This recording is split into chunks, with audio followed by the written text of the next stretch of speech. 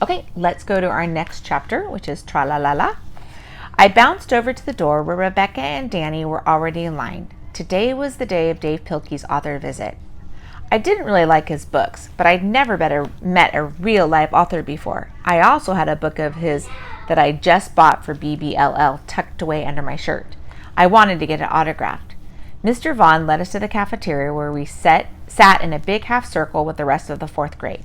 Mrs. Jones stood in the middle of the circle at the projector cart with the man I guessed was Mr. Pilkey. He was white, medium size, and not too old, with short brown hair and a flowery Hawaiian shirt. He smiled at something Mrs. Jones said to him, and then she called for our attention. All right, 4th graders, I'm very pleased to introduce an author whose books many of you have read and enjoyed. I know I have, Dave Pilkey. Mrs. Jones said his name like Dave, even though it was spelled Dav. Is the author of more than 50 books, most of which he also illustrated, including The Dumb Bunnies, Ricky Ricotta, and of course, Captain Underpants. He's also the winner of the Caldecott Honor for the Paperboy and a number of Reader's Choice Awards around the country. The last part Mrs. Jones said after Principal Banana came in the room to stand by the door I noticed. I'm sure Mr. Pilkey will tell you lots more about his life and his books, so I'll turn things over to him. Let's give a big Shelbourne Elementary welcome to Mr. Dave Pilkey, she said. Everybody cheered, mostly just for the sake of being able to clap and yell at school. But I cheered because I was really happy he was here. Mr. Pilkey showed slides of things he had drawn when he was a kid and told us how he was always getting in trouble at school and getting sent out into the hall to sit by himself. I glanced over at Principal Banana when he said that she didn't look too happy. The kids around me were all loving it, though. Mr. Pilkey was funny, and everybody was laughing. Then Mr. Pilkey talked when he drew his first comics, and how they weren't spelled right and didn't look as good as he can draw now, and how none of that mattered because they were a lot of fun and made his friends laugh. You don't have to spell well or be great at grammar to be a writer, he told us, and you don't have to be able to draw perfectly to be an artist.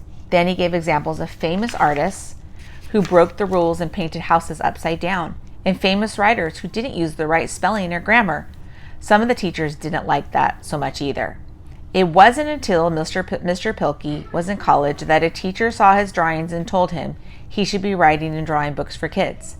That was how he became a kid's book author. He finished his talk, showed us how to draw a picture of Captain Underpants, and asked us if we had any questions. I put my hand up, but so did a lot of other kids. The questions they asked were kind of dumb. Did you write all those books? How much money did you make? Where do you get your ideas? I like to draw a comic too, which wasn't even a question. Do you have any famous authors? Can you draw Batman? And then he called on me.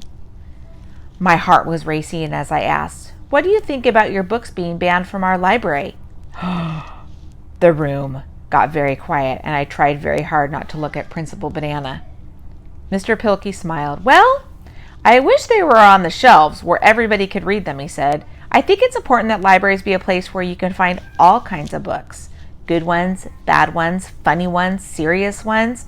Every person should be free to read whatever they want, whenever they want, and not to have to explain to anyone else why we like it or why we think it's valuable. I hope you all get a chance to read my books someday. I smiled and my heart was still thumping so loud on my chest. I thought everyone could hear it. The one copy of Captain Underpants I bought before the author visit was going to be checked out forever. I looked over at Principal Banana again. She had her arms folded and she was glaring, but not at Mr. Pilkey and not at me. She was glaring at Mrs. Jones. People asked more questions, mostly dumb ones, and then Mrs. Jones said we were out of time. Everybody cheered again to thank Mr. Pilkey for being here, and the teacher started dismissing us by class. Mr. Vaughn, can I go and meet the author? I begged. He nodded. Come right back to class afterward, he told me.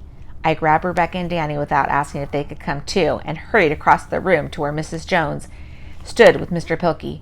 Mrs. Jones hugged me while we waited for a couple of kids from another class to be done showing their comics to Mr. Pilkey. My little rebel, Mrs. Jones said to me. Rebel? Me? The two boys who had drawn the comics were finally called away by their teachers, and we got to say hello.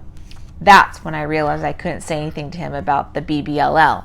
not with Mrs. Jones standing there, and that's all I'd come to talk about. Rebecca, Danny, and I just stood there smiling up at him for a long time. He smiled back like he was waiting for us to say something, but after a while, his smile began to falter. So, do any of you guys like to draw? Mr. Pilkey asked us.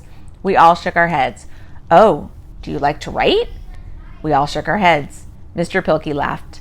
Well, you like to read at least, I hope. Oh, yeah, Rebecca said. You have no idea. A student tripped over the cord to the projector cart, and Mrs. Jones hurried away to take care of it. Finally, I looked around once to make sure no one else was watching and pulled the Captain Underpants book out from under my shirt. Will you sign this? I asked Mr. Pilkey. He looked surprised and took the book from me. He looked even more surprised when he saw the cover. Smell my finger, he said. The cover had a picture of a kid with a stinky finger and another kid passed out on the ground beside him. That's just what's on the outside, I told Mr. Pilkey, and I opened to the book to show him what was inside. The Adventures of Captain Underpants. Oh, he said. He flipped through it and found the envelope I'd pasted in the back with the checkout card in it. Oh, he said. He looked again at the fake cover. Who did the art? Oh, our friend MJ. He's in 5th grade, Danny said. Tell him I said it's great. I should write a real book called Smell My Finger. He looked around to see if anybody was looking. So I'm guessing your teachers don't know you have this. We shook our heads. I see. He took a Sharpie from his pocket and opened the book to a front page. Anybody in particular I should make it out to? The BBLL, Danny said. BBLL, he asked. He wrote it in the book. To the BBLL, and drew a quick sketch of Captain Underpants saying tra-la-la-la-la under his signature. Do I want to know what BBLL stands for? He asked as he handed it back. I stuffed the book under my shirt. Probably not, I said. All right, well, keep reading, you guys, and don't get into too much trouble. Mrs. Jones came back. Mr. Pilkey, when you're done with these 3, I have one more student for you to meet.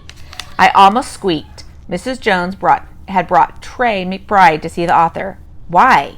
I sucked in my stomach, praying he couldn't see the book under my shirt. We have to get back to class, I said. I grabbed Rebecca and Danny and ran off so fast Mr.